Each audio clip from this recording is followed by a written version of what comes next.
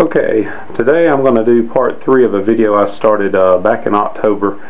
It's about possible video cards that you can use in a Gauntlet Legends arcade machine other than what came in the machine, and we've pretty much isolated it down to Voodoo 2 cards.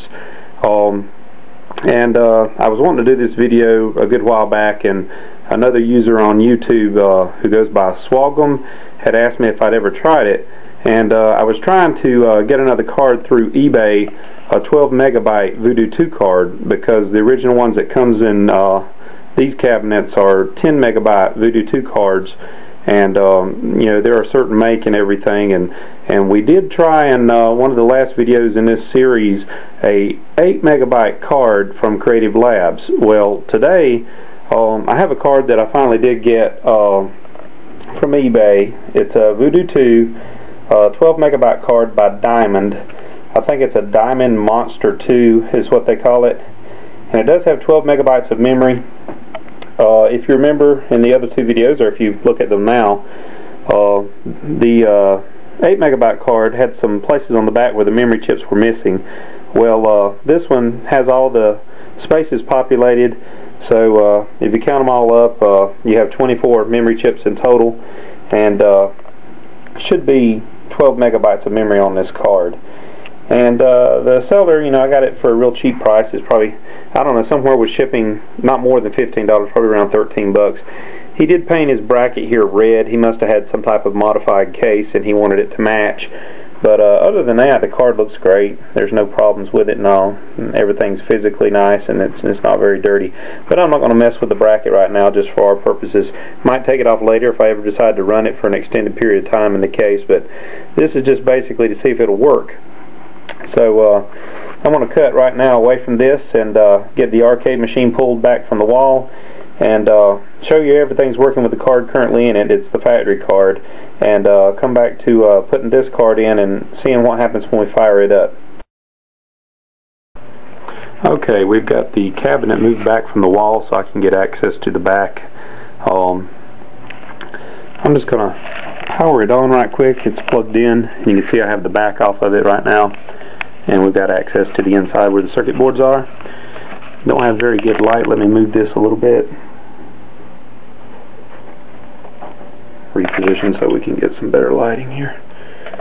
But that's a PCB cage where your Vegas setup, all the boards that are hooked together are connected with your video card, and it's for security purposes mainly. I'm going to have to remove that in a second, but right now I'm just going to go ahead and power it up, let you see that it is working with the factory card in it. So everything's coming on.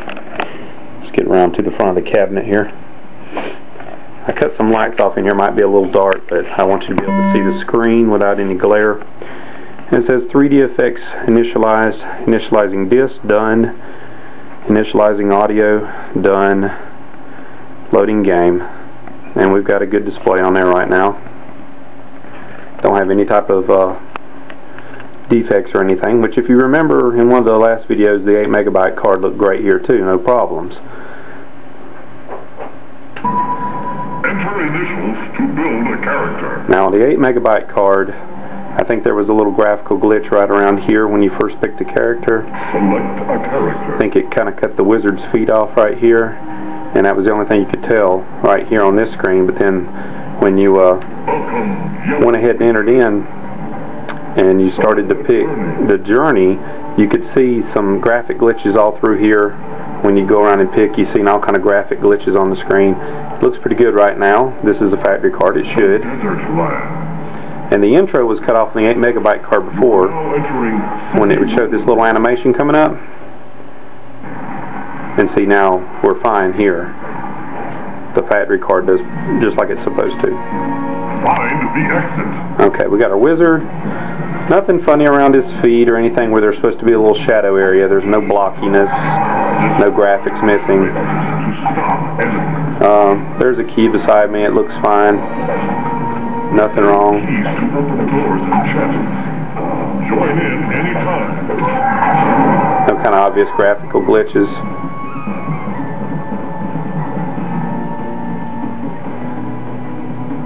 trying to play one-handed and one eye on the camera, so I'm holding it. It's kind of hard. But I just wanted you to see that everything like it's playing pretty good. No kind of graphics glitches. Even the monitor's doing great now. I did a cap kit to this, and for a short period of time I thought I was going to have to put a new flyback transformer in. I was having some glitches. I don't know if it's a loose connection, but it's been doing great for months now. I don't know. Maybe I straightened out a loose connection or something. But probably still do a new flyback to it. But anyway, I'm going to cut this off right now and go to the back, take the security cage off camera, and the next thing you'll see is me replacing the factory card with the 12 megabyte Voodoo card by Diamond. Okay, now we've got to remove the factory card, and I want to try to do that quickly, but I want to show you where the screw locations are. So I'm going to set the camera where I hope you can see where the locations are anyway. There's one plastic screw right here. There's a metal one in this corner and a metal one right here. And of course you have to disconnect your cable. Make sure before you do any of this that you've got your power plug unplugged. That'll be best for the system and for yourself. You probably would never get a shock from this, but just be safe. You don't know what you might touch if you're moving around in here. So we're going ahead and disconnecting the VGA cable. And it connects to the other circuit boards from the video card. Have also forgot to mention there's one screw right here behind the VGA connection on this card, and it just is like a hold down bracket. Take that screw out, and then a little smaller screwdriver for the other screws. You've got two metal ones. One right here,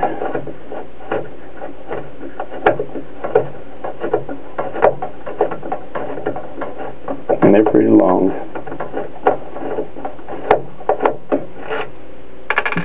And one right here.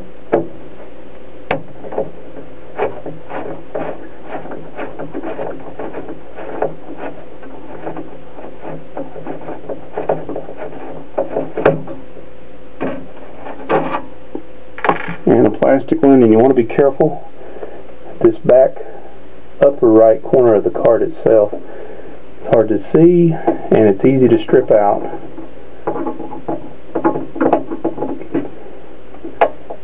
So you don't want to torque it down that much. And if it feels like you don't have the screwdriver on there right, take the time to get it right. Oops.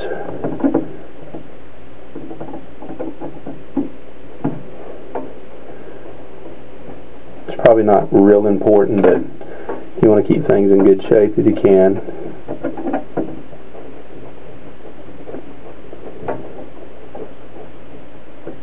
Okay, I think it's loose.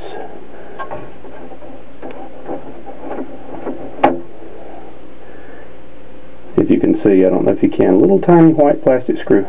It's nylon probably.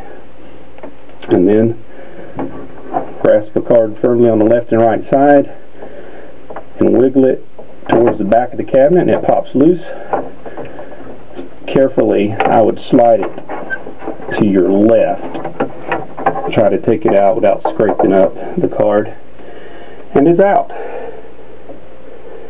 Now we're going to take the other card. I'm going to grab it off camera and slide it in place.